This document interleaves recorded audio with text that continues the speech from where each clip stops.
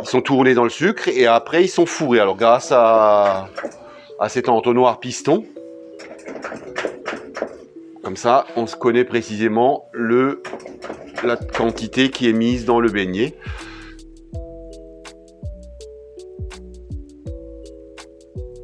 La pâte à beignet, c'est comme une pâte à brioche ou une pâte à kouglof ou une pâte levée, on appelle ça chez nous dans notre jargon. C'est de la farine, des œufs, du lait, du sucre, du sel et de la levure et du beurre, naturellement. Oui, c'est souvent la densité de la pâte qui donne quand même un résultat quelque part qui est... Il faut bien doser son beurre, faut mettre beaucoup d'œufs quand même pour avoir une belle pâte levée, mais et après c'est des pointages, on appelle ça des pointages.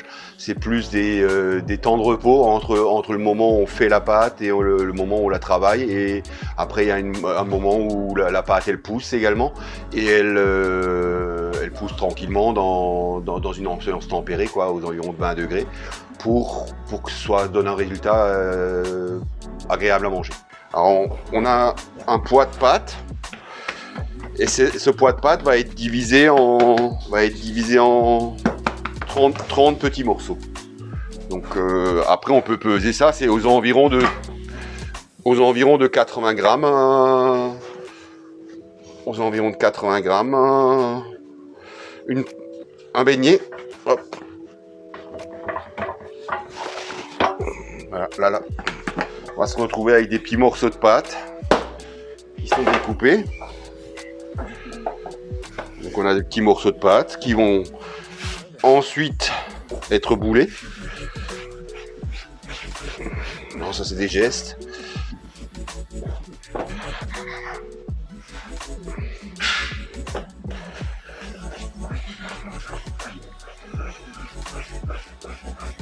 Quand on a ces petites boules de pâte qui doivent être façonnées, on les étale.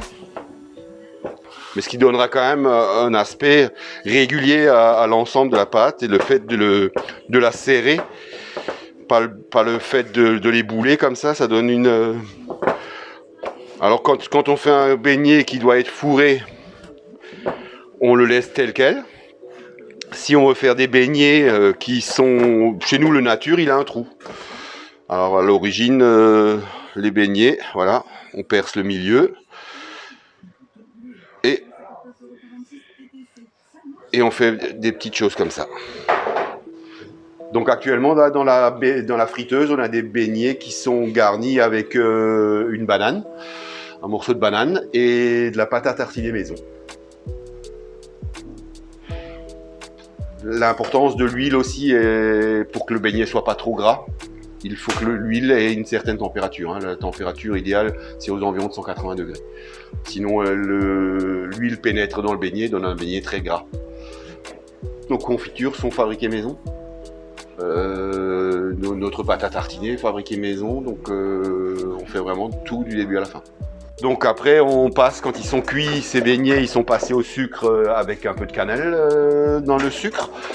Ils sont tournés dans le sucre et après, ils sont fourrés. Alors grâce à cet entonnoir piston,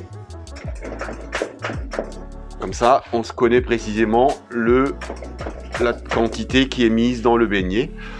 Yanis qui a l'habitude de les faire, il connaît le poids avec sa main gauche, il connaît le poids qu'il doit y avoir dans le beignet pour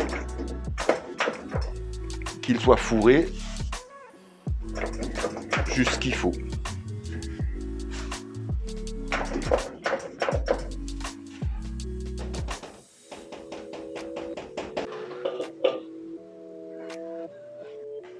Alors pour les reconnaître, c'est différents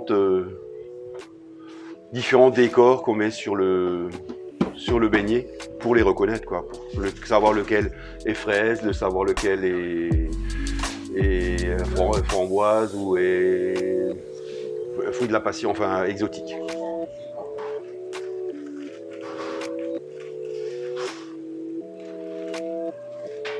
C'est base de praline, donc praliné. Praliné Gianduja, qui est un mélange de chocolat au lait avec des noisettes, et il y a un petit peu d'huile de pépins de raisin pour détendre l'ensemble.